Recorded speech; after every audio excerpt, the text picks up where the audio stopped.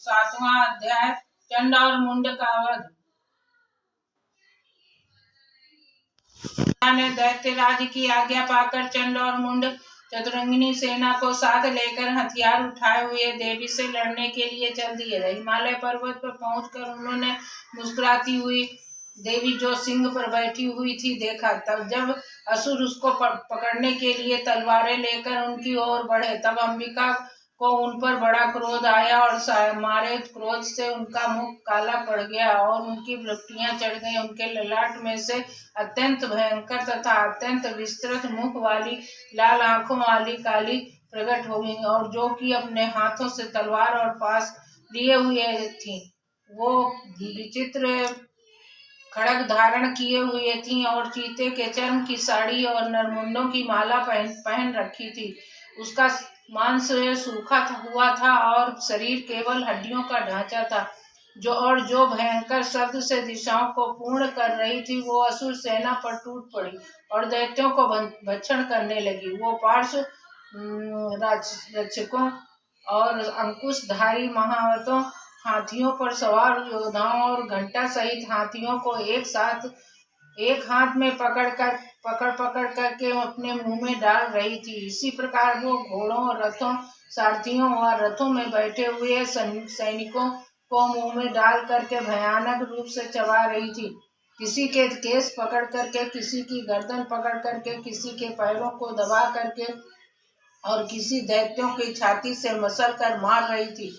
वो दैत्य के छोड़े हुए बड़े बड़े अस्त्र शस्त्रों को मुंह से पकड़ करके क्रोध में भरकर उनको दांतों से पीस रही थी। उसने कई बड़े बड़े असुर भक्षण कर डाले, कितनों को रौंद डाला और कितनी की उसकी मार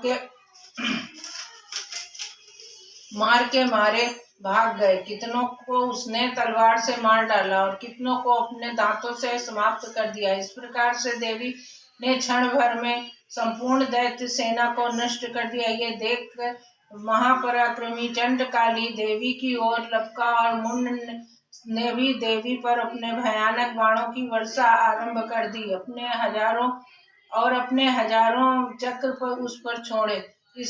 उस समय वो चमकते हुए बाण व चक्र देवी के मुख में प्रविष्ट हुए इस प्रकार दिख रहे थे, जैसे मानो बहुत से सूर्य मेघों की घटा में प्रविष्ट हो रहे हों। इसके पश्चात भयंकर शब्द के साथ काली ने अत्यंत जोश से भरकर विकट अट्टहास किया और उसका भयंकर मुख देखा नहीं जाता था। उसके मुख में श्वेत दांतों की पंक्ति चमक रही थी।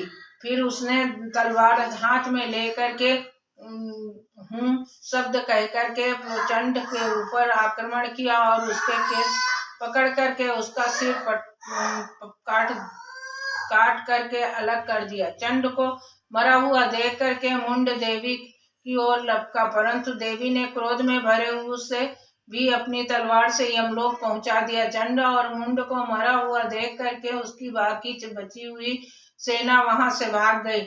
इसके पश्चात काली चंड और मुंड के कटे हुए सिरों को लेकर के चंडिका के पास गई और प्रचंड अट्टहास के साथ कहने लगी, हे देवी, चंड और मुंड दो महादैत्यों को मार करके तुम्हारी भेंट कर दिया है। अब शुंभ और निशुंभ का तुमको स्वयं वध करना है। महर्षि मेधा ने कहा, वहां लाए हुए चंड और मुंड के सिरों को देख कर कल्याणमयी चंडी ने काली से मधुर वाणी में कहा, हे देवी, तुम चूंकि चंड और मुंड को मेरे पास लेकर आई हो, अतः संसार में चामुंडा के नाम से तुम्हारी ख्याति होगी। खत्म।